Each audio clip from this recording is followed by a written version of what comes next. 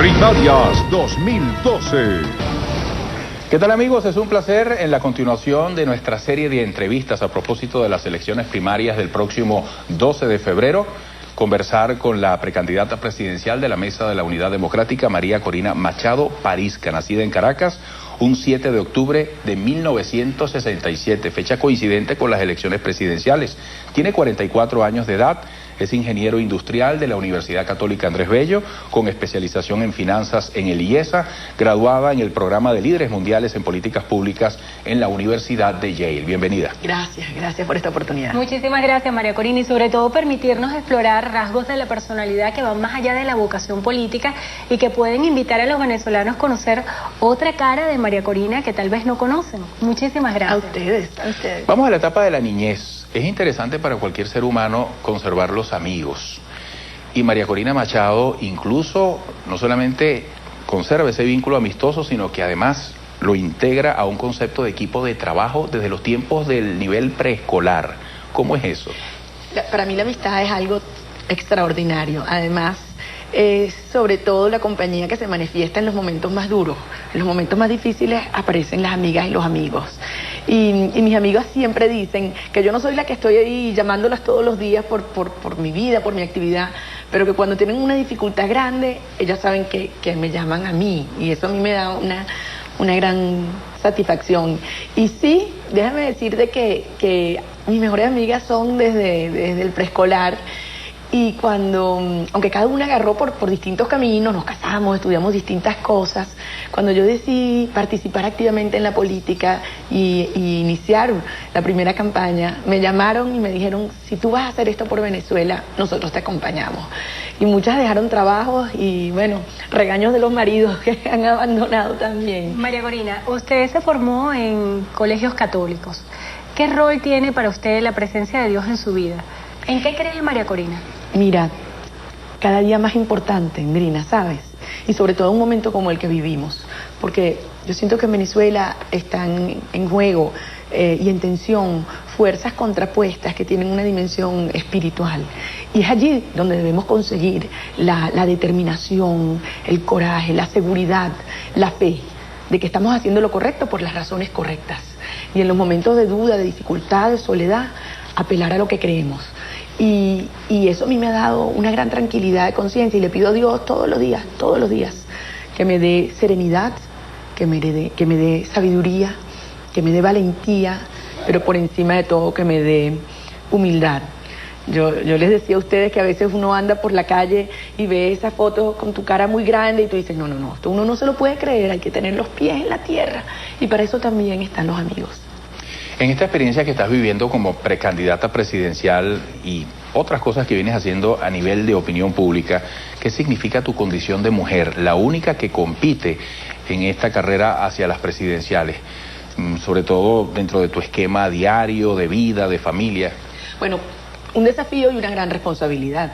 Un desafío porque, bueno, es fácil, las mujeres en Venezuela todavía terminamos asumiendo muchos más roles que los hombres, porque, fíjate, nos ocupamos de la protección de la casa, del cuidado, del ejemplo, del amor a nuestros hijos, pero también muchas tenemos que dedicarnos a proveer lo material que necesita un hogar. 4 de cada 10 hogares en Venezuela solamente tienen la figura de una mamá. Y como dice el padre Alejandro Moreno, los hogares más humildes de nuestro país, la familia no necesariamente es el padre y la madre, sino la madre y los hijos, la abuela, la madre y los hijos. Entonces la figura de la madre es muy importante para mantener la familia unida. Y además, en cuanto a actividades comunitarias, 7 de cada 10 personas que hacemos trabajo comunitario en Venezuela somos mujeres. Entonces tú ves que las mujeres tenemos esos 3 roles.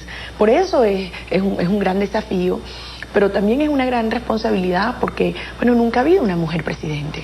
Y yo creo que es importante ser la voz y plantear los temas que son relevantes, muy importantes para las mujeres y que no se le da la importancia que deberían tener en nuestra sociedad. Usted hablaba del rol de la mujer y vamos al plano familiar. Sabemos que usted vivió gran parte de su infancia al lado de su abuela Ana Teresa. Quisiera saber qué es lo más importante que le dejó su abuela Ana Teresa al momento de partir. Bueno, primero un gran dolor, porque no sabes cuánta falta me hace. Yo quisiera tenerla al lado mío, porque en efecto mi papá y mi mamá se casaron y tenían varios años sin poder tener hijos y como mi abuelito murió, se quedaron viviendo en casa de mi abuela. Y fíjate, yo iba a nacer justo el día que se cumplió un año de la muerte de mi abuelo. Entonces mi abuela decidió que a mí me había elegido mi otro papi, como le decíamos, y me había mandado para acá. Y ella, aunque somos 30 nietos, me consintió bastante. Entonces yo crecí muy cercana de ella y fíjate, ella a su vez era nieta de Eduardo Blanco, el autor de Venezuela Heroica, que fue edecán de Páez y vivió, por supuesto, toda esta etapa maravillosa de la independencia. Y ella creció con esos restos de la independencia y esos cuentos de la independencia en su casa. Entonces, yo llegaba de la escuela con mis hermanas y ellas iban corriendo para el patio y yo iba y me sentaba en las piernas de mi meme y ella me echaba todos sus cuentos de chiquita. No solamente de la historia de Venezuela y lo que representaba la independencia y la lucha por la libertad, sino de su hermano, que fue mi primer amor de juventud, que fue Armando Zuluaga, porque él era parte de la generación del 28, ¿sabes? Donde estaba Rómulo Betancourt, Jovito Villalba, y estuvo preso luchando contra la dictadura de Juan Vicente Gómez. Y lo iban a matar, lo amenazaron de que lo iban a matar y su mamá lo manda a estudiar a Francia. Y él dice, ¿cómo puedo estar yo aquí cómodo y seguro cuando mis amigos, mi generación está dando la vida por el país? Entonces él se embarca en el Falke y se viene y el 11 de agosto del año 29 se baja de primero con una bandera de Venezuela en la mano y le pegan un tiro en la cabeza en la calle larga de Cumaná.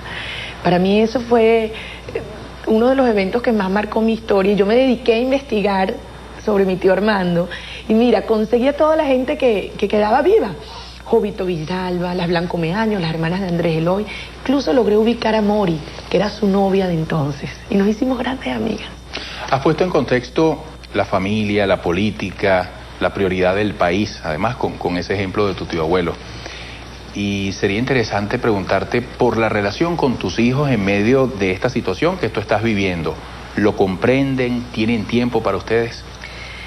Mira, yo les voy a relatar una experiencia que tuve que a mí me sacudió sobre cómo debe manejar uno esta situación con franqueza y apertura con sus hijos, porque lo padecen tanto más cuando hay miedo, cuando hay amenaza. Yo estaba un día, en esa época, trabajando en Súmate, estaba pleno apogeo el juicio con la amenaza de ir a prisión y detenernos. Y terminando una reunión en Barinas, casualmente, de unas 50 personas, no sé, se me acerca una señora y me dice, yo tengo que hablar contigo, me jala por un lado y me dice, mi hijo da clases, maestro, en la escuela de tu hijo.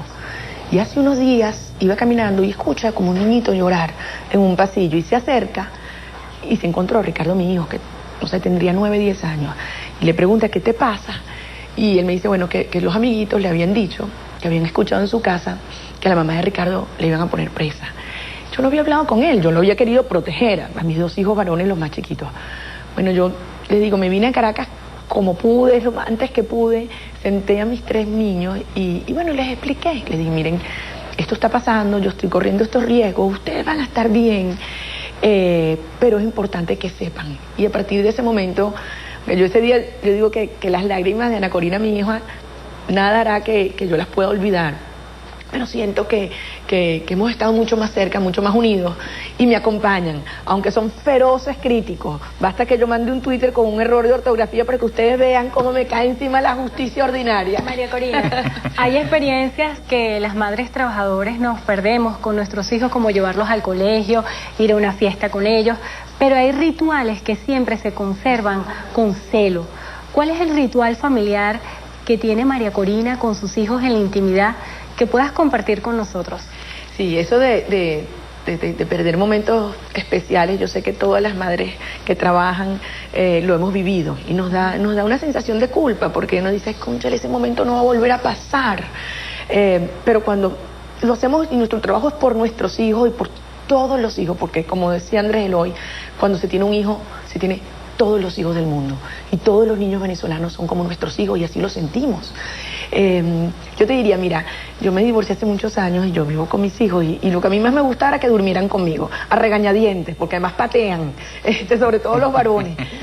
Ya están muy grandes y ya no lo logro, pero antes de dormir siempre era la bendición. Yo le hacía 3 crucecitas aquí en la frente intentaba hacer algo que se me ha quitado ahora que tú me dices, lo voy a retomar. Y era que cada uno lo obligaba a decirme las 3 mejores cosas que le había pasado en el día. Y a veces he resistido, no, mamá, un día horrible, me peleé, la maestra, etc. Las 3 mejores cosas que te han pasado en el día.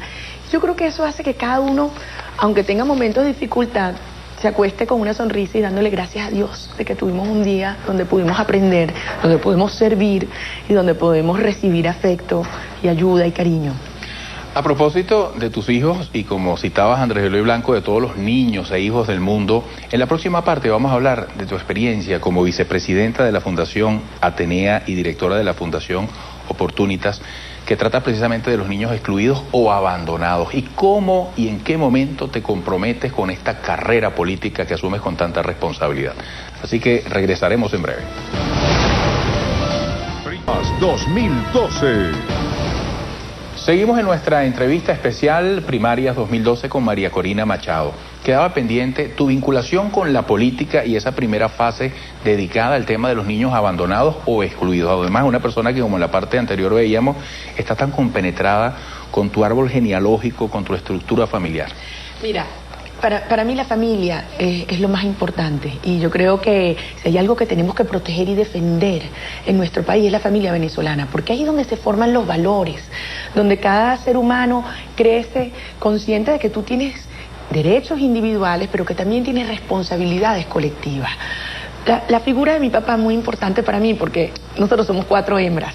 Y yo siempre sentí, yo le voy a demostrar a él que no hacía falta tener un hijo varón, ¿no? Y yo creo que de alguna manera por eso yo estudié ingeniería, él es ingeniero. Y mi papá nos enseñó siempre el amor al trabajo y el amor a Venezuela. Y hacer todo por este país, generar prosperidad, ofrecer oportunidades de empleo para otros, de crecimiento para otros. Y además él es mi referente ético. Cuando yo tengo dudas si algo está bien o está mal, en materia de principios, yo siempre pienso, ¿qué esperaría mi papá de mí? Y así yo actúo. Mi mamá es la dimensión de la compasión. O sea, mi mamá nos enseñó desde muy chiquitas no a tener lástima, no, a asumir como una responsabilidad y con compasión genuino el dolor de otros. Y mi mamá se ha ocupado de niños especiales y así llegamos al trabajo con los niños abandonados. Entonces fue esa mezcla de mi papá por el trabajo y que me hizo estudiar ingeniería y fajarme a trabajar desde muy joven, porque yo empecé a trabajar a los 13 años y yo iba a la planta y en mis vacaciones mis amigas a veces se iban para la playa. A mí me encantaba ir a trabajar a las plantas industriales y bueno, por eso estudié lo que estudié. Pero tú me preguntas, ¿dónde fue ese cambio? ¿No? ¿Y por qué llegué al tema de Atenea? Yo trabajaba en Valencia y allá, bueno, nació Ana Corina, mi primera hija, etcétera. Cuando vine a dar a luz mi segundo bebé, mi mamá me invitó un día a visitar un centro del INAM, en Los Chorros. Yo voy con ella y nos hemos encontrado un lugar deplorable, indescriptible. Era una cárcel de niños. Ahí estaban niños abandonados, niños maltratados por sus padres o madres, niños que habían cometido delitos desde hurto hasta homicidio. O sea, realmente una situación terrible. Y la situación de violación de derechos humanos, y yo creo que quizás el hecho que yo estaba a punto de tener mi bebé me impactó de tal manera que yo llegué a mi casa, llamé a mi jefe y le dije, lo lamento mucho, yo sé que tú me estás esperando en 5 días como yo te dije que iba, pero yo no sé si esto serán 5 meses o el resto de mi vida. Yo no puedo volver a dormir sabiendo que esto ocurrió. Y eso fueron, al final, 8 años, Eduardo, pero fueron los años donde yo más recibí. Mira, había un niño a quien yo le tomé un cariño inmenso y yo lo tenía y yo lo consentía, y aunque los trabajadores sociales me decían que no le diera caramelo, José Ramón se metía en mi oficina y tal. Y un día yo averiguo por qué está este niño aquí y me dicen que está por homicidio. Mi relación con él cambió. Yo lo puse como una barrera, lo juzgué, y a los pocos días yo digo, yo quiero averiguar más. Y me voy a hablar con la juez y me dice, sí, aquí está, él llegó por homicidio porque un día saliendo del liceo llegó a su casa y encontró a la pareja de su mamá abusando de su hermanita de 5 años. Y este muchachito tomó un tubo para defenderla y sin querer mató a este hombre. Imagínate, yo lo había juzgado, la sociedad lo había empujado. Yo aprendí tanto de esta lección, a no juzgar, a comprender, a entender el drama en que pueden vivir ciertas personas y la obligación que tenemos como sociedad. Porque mi mamá siempre nos dijo algo, quienes más hemos recibido, más tenemos que dar. Y yo siento que eso a mí, todas las noches lo tengo presente en el corazón y ha sido parte de la razón por la cual hago lo que hago, porque yo adoro este país, quiero servir a este país y vamos a hacer de Venezuela un país donde haya justicia, igualdad de oportunidades y comprensión y tolerancia entre todos. María Corina, cuando hablamos de usted como candidata siempre nos enfilamos hacia el aspecto racional y vemos también otro lado sensible. Quisiera saber dónde está ese punto de encuentro y cuál es la conexión que pudiera tener usted con el sentimiento de los venezolanos. Bueno, yo soy una madre venezolana, como cualquier otra, que vive la angustia de confrontar un país donde hay violencia, donde hay desconfianza, donde se ha sembrado el odio. Sentir que Venezuela es una familia que ha sido maltratada, dividida y que está amenazada. Y yo creo que todas las madres venimos al mundo con la responsabilidad de defender y, tú sabes, sacar las garras para proteger a nuestra familia, pero también con una capacidad de sanar heridas, de lograr la comprensión, de hacer que los hermanos, aunque tengan diferencias, se respeten y que los más fuertes puedan apoyar y ayudar y defender a quienes puedan tener un problema o ser más débil. Creo que eso es lo que necesita nuestro país en este momento. Y sí, yo tengo una dimensión gerencial por mi formación, pero yo creo que mis años en Atenea y mis años en Súmate me han hecho conocer y vivir muy de cerca a la angustia, el dolor y sentir lo propio de Venezuela. Y conocer este país porque le he dado mil vueltas, o sea, tantos lugares que he visitado. En cada pueblo de este país hay una persona que yo siento que es como un hermano, como un amigo, en cuya casa me puedo quedar. Yo no me quedo en hoteles, me quedo en casa de gente cuando voy incluso a los pueblos más chiquitos. Toda esta experiencia que te ha permitido conocer al país, para alguien que habla de un país de propietarios, de una sociedad de emprendedores, en un país donde el presidente dice que ser rico es malo, ¿cómo entiendes tú la riqueza? Y tú hacías referencia a lo que comentaba tu mamá, de que hay que dar mucho más de lo que se recibe. Tienes un ejemplo en la familia. ¿Qué es la riqueza para ti? Y aquel que se considere rico, ¿qué actitud debe tener incluso de rectificación frente a esta realidad social que tenemos? Mira, la riqueza tiene muchas dimensiones, porque obviamente tiene una dimensión material, poder vivir dignamente, poderle dar a tus hijos más de lo que uno recibió, porque para que cualquier madre, cualquier padre trabaja para que tus hijos puedan tener mejor educación, más aspiraciones, hacer crecer tus propios proyectos personales. Pero está una dimensión espiritual de la riqueza.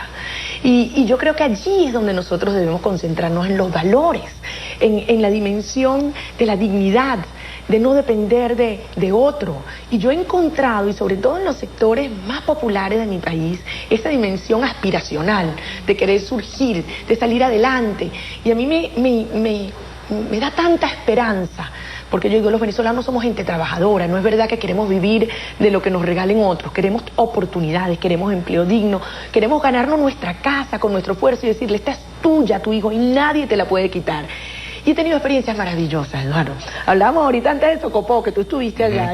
Él decía que yo andaba en el caballo, ¿no? No, y a mí me decían que si yo era Doña Bárbara. Era un momentico. Este es el espíritu de Santos Luzardo, reencarnado en el cuerpo de Doña Bárbara. Porque eso es la civilidad sobre la barbarie. No nos podemos engañar. Pero mire, me pasó una cosa hermosísima.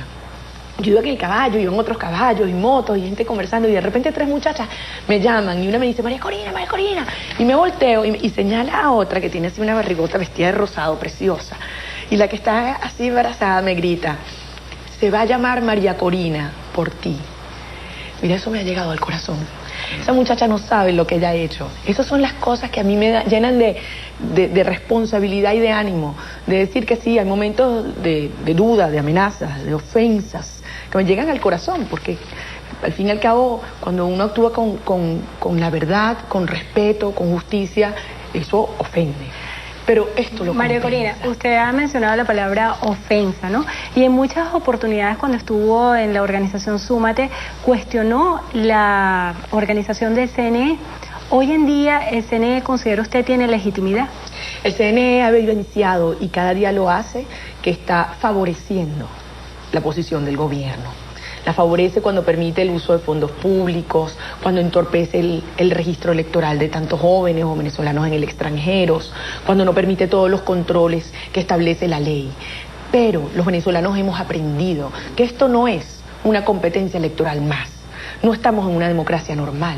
Esto es una lucha existencial. Y por lo tanto debemos plantearnos con determinación y con fuerza y sin miedo. Yo no tengo miedo, porque cuando se trata de avanzar con la verdad por delante para defender nuestros valores, no cabe el miedo. No cabe el miedo.